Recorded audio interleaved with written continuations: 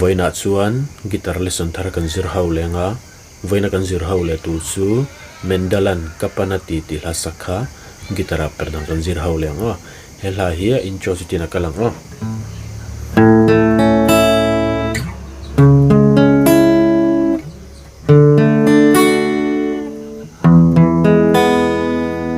tikha na kalang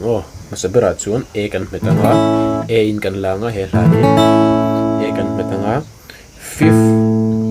third second first kan tianga fifth third second first C sharp minor kan metlenga chuan fifth fret a khanin fifth string a khan fourth fret a chuan fourth third second na zui lenga fifth fourth third second khan chuan D asanga D a chuan fourth third second first akal leang fourth third second first anyama E apo hian sixth fourth third second tikana kalanga fifth third second first fifth fourth third second fourth third second first sixth fourth third second tikana kalanga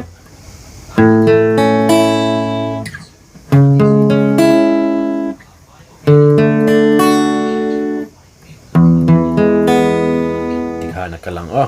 chuan hemi picking pattern hi ahla top lama kan mang le bokang chuan strum dan hi te kan strum ang chuan strum lo po a pick dan karon soi le bokang te kan strum ang down down up down up down down down up tikana down down up down up down down down up chord khata wai khazela kalang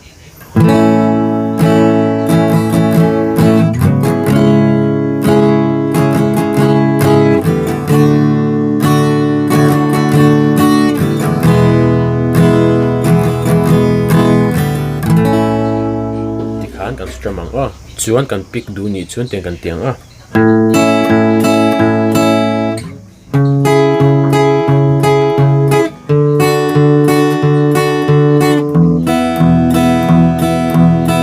kan tiang e akhan fifth string open in vai khat anoya kan thai chawanga ashui noi lam pa kan tiriang ten kan tiang 1 2 3 4 kan tianga chuan khami 4 beat tho kha voi khat kan tilang 1 2 3 4 tikana heta po a bass line to fifth string fourth fret kha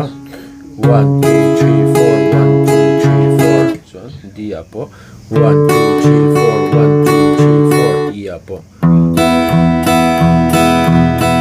tikana kalang ikutai pick du ni chuan a bass line kha kuzung pui tianga noi kha kuzung chang kan thai chawanga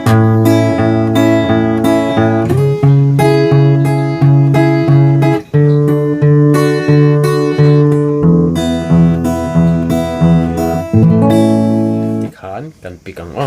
strum dan po kha in lo en non leng an chiat chian lo chuan khami pattern ho kha kan mang chuan a hlamiling karon play lenga uluk noi lo ngai thlale cheu don nia